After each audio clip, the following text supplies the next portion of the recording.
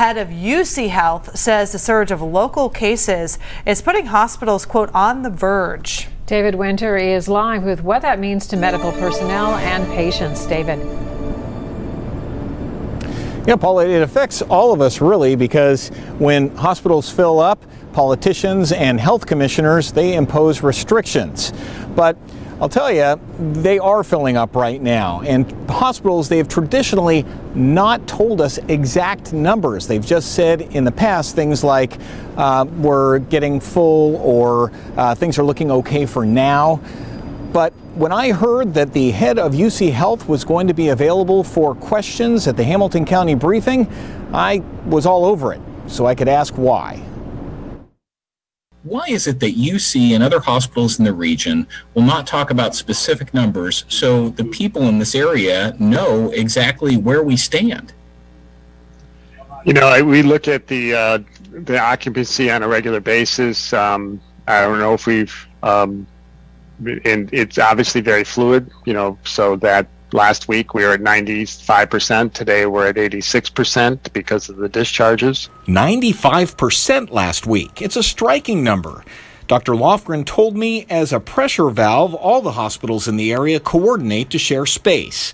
In fact, the head of Cincinnati Children's just told the Ohio Business Roundtable he is changing policy to assist. We are now preparing to be able to accept adult patients up to age 30 to help kind of the community out.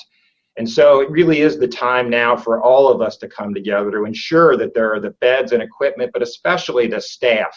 And it's the staff that all the hospitals are apparently lacking. We're asking people and nurses and other physician and healthcare workers to work overtime or double shifts and to sort of stretch themselves. And obviously, in some cases, that's not sustainable. With that said, we pressed further. As a citizen of this area, I would like to know personally, and I know that other viewers would like to know exactly, even if it's an updated list on a daily basis, posted somewhere, how many beds are available, and, you know, things like ventilators and so forth, you say are available and so forth, but we have no idea what those numbers are. Well, you know, I think that then what I will follow back to you is I'll go back to the Health Collaborative and RPR folks and have a better direct understanding of what we are conveying and not conveying. And we are going to keep after Dr. Lofgren in reference to that answer, and we'll also keep after the rest of the hospitals in the area to see if they will be more transparent with exactly how full they are in the future. Reporting live from UC Medical Center, David Winter, back to you.